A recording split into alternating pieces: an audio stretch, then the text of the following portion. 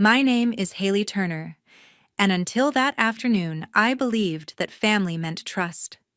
The sound of tires crunching against the gravel outside my porch pulled me from my thoughts. When I looked up, I saw a red two-seater sports car gliding to a stop in front of our house, the sun catching its polished hood like it was mocking me. The woman behind the wheel stepped out, sunglasses on her, smile bright enough to blind me. It took a full heartbeat before my mind could accept what my eyes already knew. That was my sister's face. For a moment, the world went silent. The car keys jingled in her hand while my phone buzzed in my pocket. I didn't have to look to know what it was, an alert from our joint savings account. 2 years of careful saving, every overtime shift, every dollar tucked away for the cafe we dreamed of opening together, all gone. The number on that screen wasn't just zero. It was the price of trust shattered in an instant. She waved proud like nothing was wrong. My chest tightened. I could barely breathe as I whispered to myself, that car was built on my trust. I wanted to ask her how she could do this, but the words wouldn't come. Betrayal doesn't always explode. Sometimes it arrives quiet, wrapped in red paint and fake smiles. So I smiled back, and in that silence, a story began writing itself in my head, one that would end very differently than she imagined. Before we dive into my story, tell me, what time is it where you are, and which city are you watching from? I want to see how far this story has traveled. 2 years earlier, it all started with a promise. I still remember the sound of the rain that morning when Mom's doctor walked out of the room shaking his head. Nothing prepares you for the silence that follows a final goodbye. After the funeral, the house felt too large and too quiet. I wanted to fill that emptiness with something that kept her close. That was when my sister Clara suggested opening a small cafe in downtown Asheville, a place filled with the smell of cinnamon rolls and the warmth Mom always carried. She called it our second home. For a moment, it felt like hope. We sat at the kitchen table, sketching out plans on napkins. Clara's ideas came faster than I could write them down. She wanted murals, live music, and fancy imported beans. I wanted numbers that made sense, rent we could afford, and a business that could actually survive. She called me too serious. I called her a dreamer. Somewhere in between, we shook hands on a promise we would build it together no matter how long it took. To make it real, we opened a joint savings account at the local bank. I deposited most of my earnings from the design firm where I worked, while Clara contributed from her part-time job at a boutique. It was uneven, but I didn't care. She was my sister, and I trusted her. Each month we added a little more, watching the balance grow, like proof that we could do something meaningful together. Dad, who still lived on the edge of town, visited one evening and found us arguing about the price of coffee machines. He just smiled and said, "Money tests who we are, girls. Don't let it test your love." We laughed it off, promising him we would never fight over money. Back then, I believed that was true. As months passed, Clara's habits started to show cracks in our perfect plan. She bought new clothes for brand image, spent weekends in Atlanta networking, and returned with stories of people she met who might invest someday. I kept the receipts, balancing them against our savings, pretending the numbers still added up. When I brought it up, she brushed it aside with a hug and said, "Relax, Hailey. It's part of the process. You worry too much." Maybe she was right. Or maybe I just wanted to believe her. Grief has a way of making you cling to anything that feels like family. And so I looked away when she used the card again. I convinced myself that she knew what she was doing. Every time I logged into the account, I told myself we were still on track. Still, something about the way she smiled when talking about the future made me uneasy.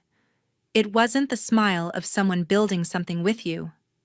It was the smile of someone running ahead without looking back. I told myself it was just my anxiety talking. After all, she was my sister, and we had promised to trust each other completely. The first real crack came during Christmas that year. I found a receipt tucked between the pages of a cookbook, showing a purchase that had nothing to do with our cafe tickets to a music festival, a designer bag, a weekend stay at a resort in Miami.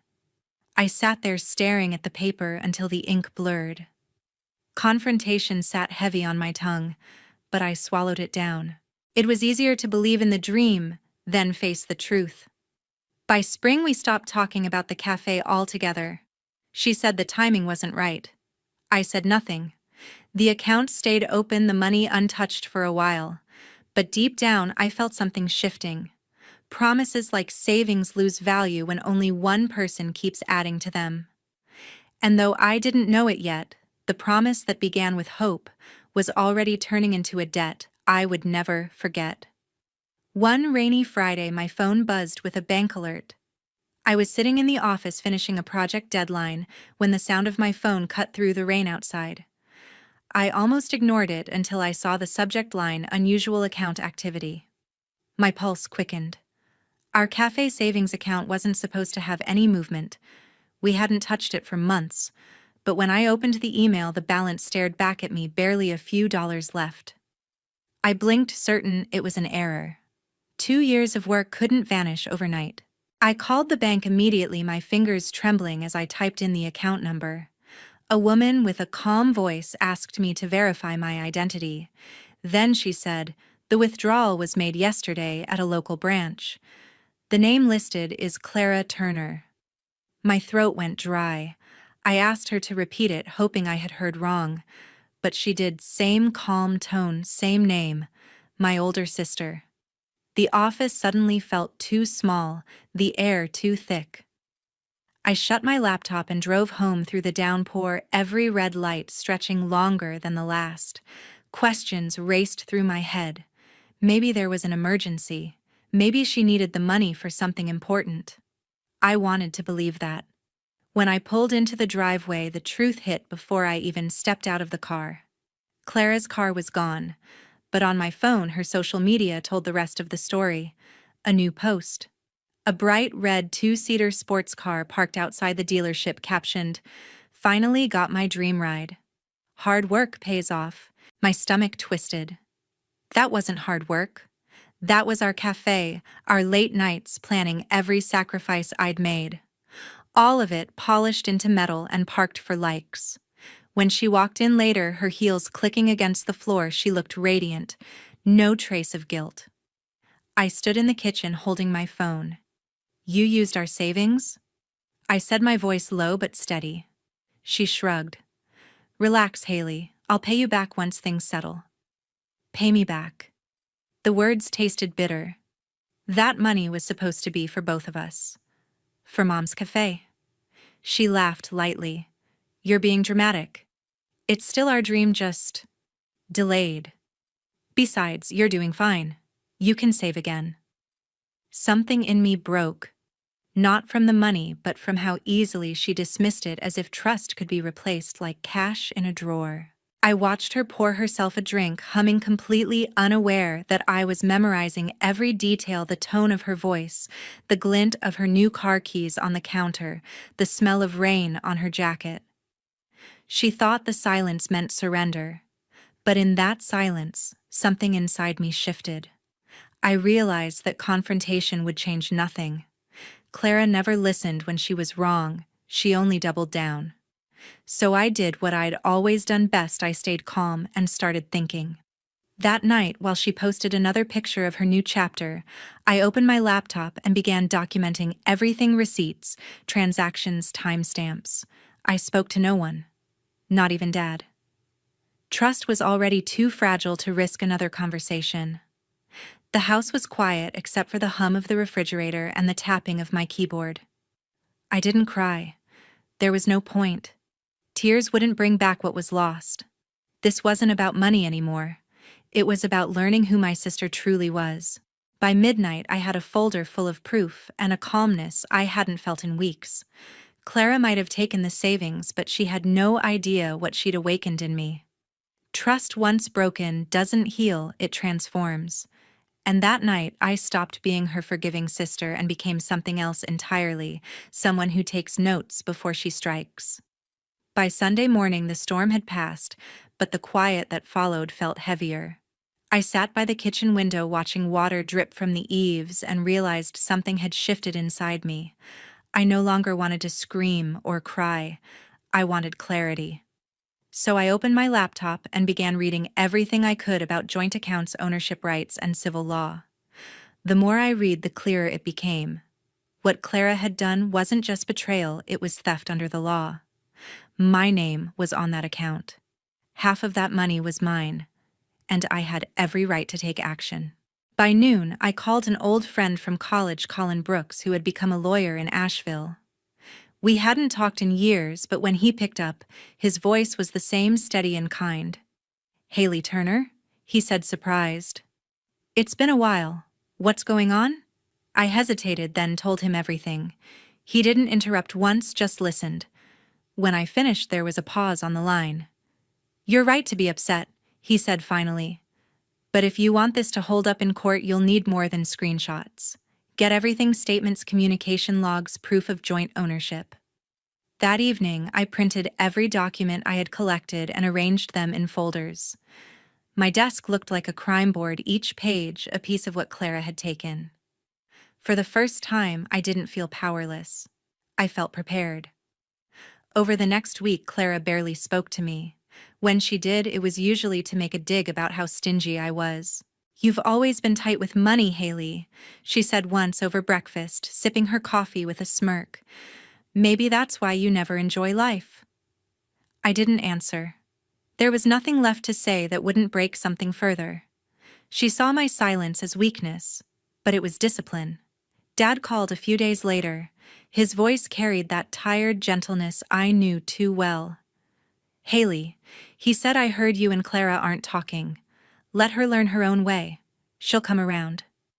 I wanted to tell him she wouldn't, that some people only learn when they lose everything, but I swallowed the words. He had always believed in giving people space to fix themselves. I knew better now. I stopped calling her my sister around that time. In my mind, she was just Clara, someone who had crossed a line and stood proudly on the wrong side. Every time I saw her car in the driveway, shiny and perfect, I felt less connection to the person behind the wheel. At work, I became quieter. My coworkers assumed I was just tired, but inside a plan was forming: clean, deliberate, unshakable. The more distance I created, the clearer I could think. I realized that revenge didn't need shouting or chaos. It needed precision. When Colin and I met for coffee downtown the following Saturday, he glanced through my folder of evidence. "You've done most of the work already," he said, flipping through the pages.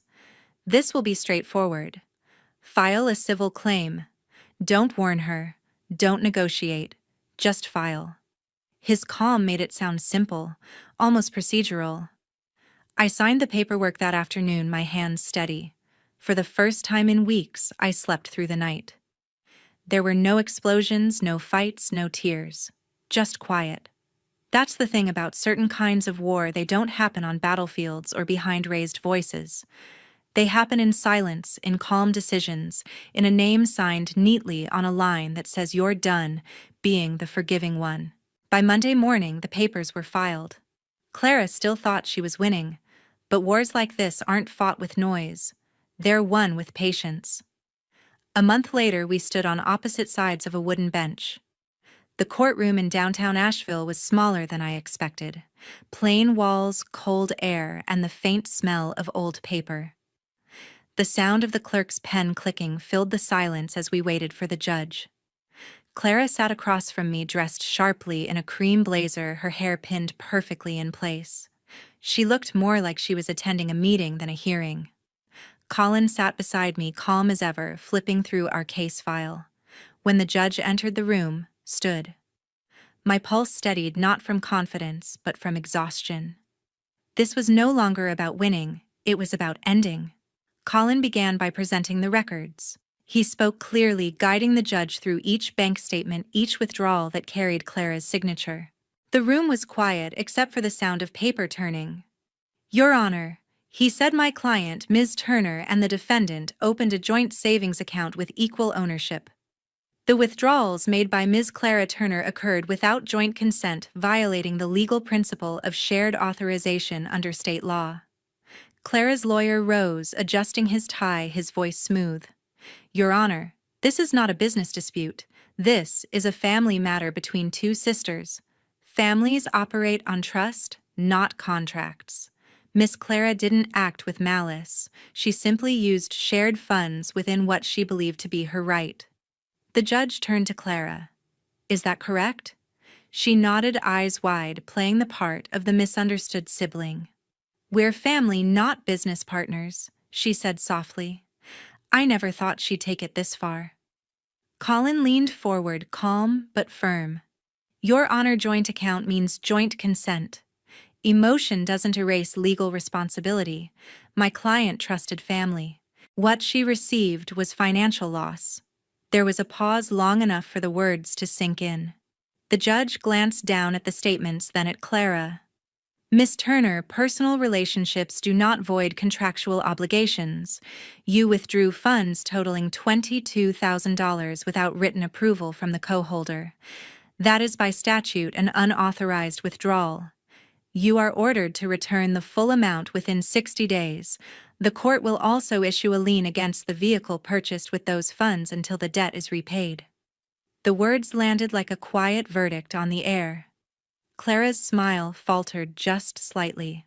For the first time, her confidence cracked. Her lawyer tried to speak again, but the judge raised a hand. This case is closed. The gavel came down once sharp and final. Colin gathered our papers without a word. As we stood, he looked at me. You did the right thing, he said quietly. I nodded, but I didn't feel victorious. The sound of Clara's heels followed me out into the hallway, echoing like a memory I was finally leaving behind. Outside, the sky was pale blue, the air crisp. Reporters weren't there, no cameras, no witnesses, just quiet.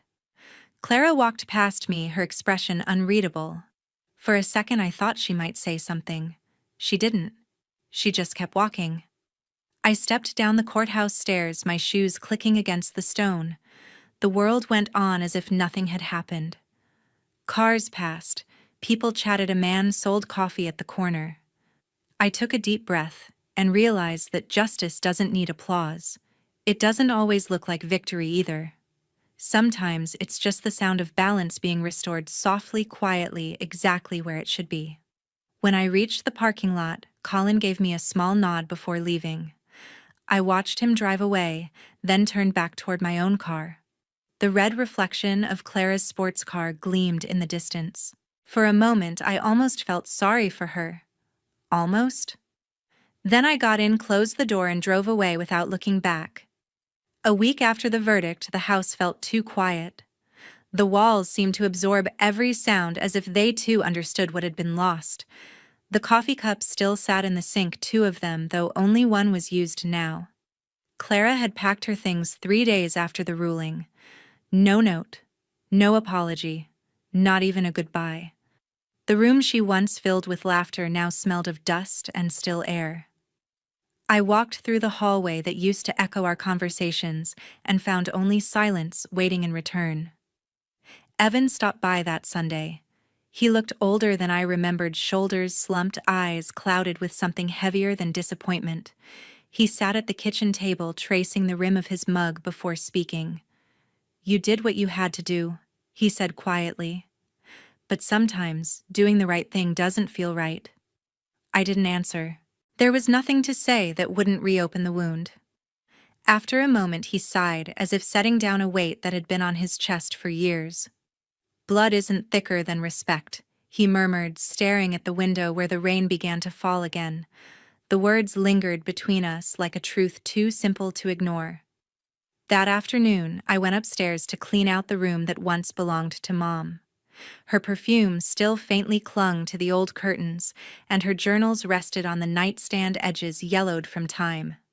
I opened one and found a line she had written years ago. Peace begins the moment you stop demanding justice from others. My fingers traced her handwriting, soft and trembling. For the first time in weeks, I let myself cry, not for the money, not for Clara, but for the quiet space between what we were and what we became. Later that evening, Talia appeared at the doorstep. It surprised me. She rarely visited since moving to Atlanta. She looked around the house with a kind of gentle nostalgia before sitting beside me on the porch swing. I heard about the case, she said. I nodded, still unable to find the right words. You did what you believed was fair, she continued. But remember, peace is worth more than payback. Her tone carried no judgment, only weary wisdom. The wind lifted her hair, and for a moment we sat in silence, the sound of cicadas filling the air. When she left, she hugged me tighter than she ever had before. That night, I made my decision. The house had become a museum of things that no longer belonged to me. Voices, memories, echoes of who we used to be. I called a real estate agent the next morning. By Wednesday, there was a sign in the yard. Packing took days. Each box I sealed felt like closing a chapter I hadn't realized was still open. I found old photos of Clara and me behind the cafe counter, flour on our faces, our smiles wide and real. I stared at them longer than I meant to. Then I slipped them into a drawer instead of a box. Some things don't need to travel forward. On my last night in Asheville, I stood by the window as dusk settled over the street. The red car was gone, the driveway empty. For the first time, I didn't feel anger or pity. Just space. A clean kind of silence. The next morning, I locked the front door and slid the key under the mat. My car was already packed. As I drove away, the house grew smaller in the rearview mirror until it disappeared behind the trees. I didn't cry. I didn't smile either. I simply breathed steady and quiet as the road curved toward whatever waited next. Sometimes closure doesn't come with words or apologies. It comes with leaving calmly, completely, and without turning back. 3 months later, I unlocked a small storefront on Main Street. The key turned stiffly in the lock like it hadn't been used in years, though it was brand new. The sign above the door read, 2 Seats Cafe, painted in soft cream letters I had brushed myself the night before. The name felt right. 2 seats because not every table needs a crowd, and not every story needs an audience. The space was small, just enough for 8 tables, a counter, and the smell of hope steeped in roasted beans. I had found the place through an old real estate listing and signed the lease with my own name, my own funds, my own signature. There was no we anymore, and that realization didn't ache the way I thought it would. Each morning I opened at 6. The bell over the door chimed softly whenever someone walked in, and sunlight streamed through the large front window, painting golden squares across the worn wooden floor. I brewed every cup myself, kept the books balanced, learned the rhythm of costs, profits, and patience. It wasn't about success now, it was about steadiness. About trusting that I could stand without needing anyone to hold the balance for me. There were quiet days when only a few regulars came by, the postman with his black coffee, a teacher grading papers over a muffin, a mother reading by the window while her baby slept in a stroller. I learned their names, their stories, and the way they liked their coffee. The world felt smaller but fuller. Sometimes late at night, I'd sit at one of the 2 corner seats with a cup of chamomile tea, listening to the hum of the refrigerator and the faint music from the street. The silence didn't frighten me anymore. It was the kind that stays, not the kind that hurts. Managing the cafe became a quiet ritual. I tracked every expense, noted each sale, made sure the register closed with precision. Numbers no longer scared me. They were just the reflection of care. Every receipt, every payment was a promise to myself this time, not to someone else. One Tuesday afternoon, as rain traced silver lines down the front window, my phone buzzed. It was an email from an old friend in Asheville. The subject line read, "You should know." I opened it and froze for a moment. It said Clara had lost her job at the design firm. Her car, the one she had fought to keep, had been repossessed last week. There was no message from Clara herself. Just a link to a post she had deleted later that day, a picture of an empty driveway, and a caption that read, "Starting over." I sat there for a long time, the rain soft against the glass, the smell of coffee still in the air. My hands didn't tremble. My chest didn't tighten. There was no triumph, no satisfaction. Just stillness. I looked out the window at the passing cars, at strangers hurrying under umbrellas, and whispered to myself, life always balances its books. That evening, I closed the cafe later than usual. The lights inside glowed softly against the dark street. I wiped the counter one last time, locked the register, and stepped outside. The cool air carried the scent of rain and roasted beans, blending into something that felt like calm. As I pulled the door shut behind me, the reflection on the glass caught my face, not the tired woman from months ago, but someone steady, grounded, and quietly rebuilt. Some endings don't echo. They dissolve into beginnings so gentle you almost miss the sound. 6 months later, I realized peace doesn't arrive with noise. It settles quietly, like dust after a long storm. The air felt lighter that morning as I drove back to Asheville, a bouquet of white lilies resting on the passenger seat. The road twisted through soft hills, familiar yet distant, the kind of beauty you only notice when your heart finally slows down. At the cemetery, the grass was freshly trimmed. I knelt before Mom's grave, brushed the dirt from her name, and placed the flowers gently at the base. The stone was cool beneath my fingertips.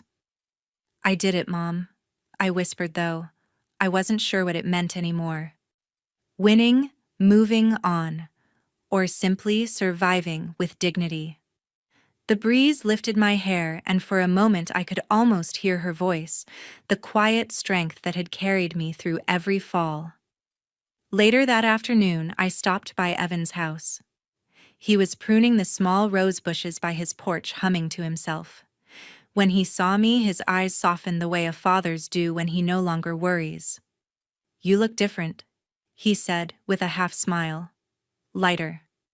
I smiled back. "Maybe I finally learned." He nodded, not asking what I meant. Some lessons don't need to be spoken aloud. That evening, I returned to my small apartment above the cafe. The scent of roasted beans drifted up through the floorboards, wrapping the space in warmth. My laptop pinged. It was an email from Clara. The subject line read, "I'm sorry." The message inside was short. "I was wrong. I hope you're doing okay." I stared at it for a long while. Then I closed the laptop without replying. Instead, I reached for my journal and wrote a single sentence. Some debts can't be repaid with money. The next morning, I opened the cafe early. Sunlight stretched across the counter, touching the 2 empty chairs by the window, the same spot where everything had begun. I poured myself a cup of coffee, sat down, and watched the town wake up. She bought freedom with my savings. I bought peace with her lesson. Thank you for listening until the very end. If you've ever faced betrayal within your family, share your story or reflections in the comments. I read each one personally. What would you have done if you were Hailey? I'd love to hear your thoughts. Don't forget to like, share, and subscribe for more heartfelt, true stories that explore the real price of trust.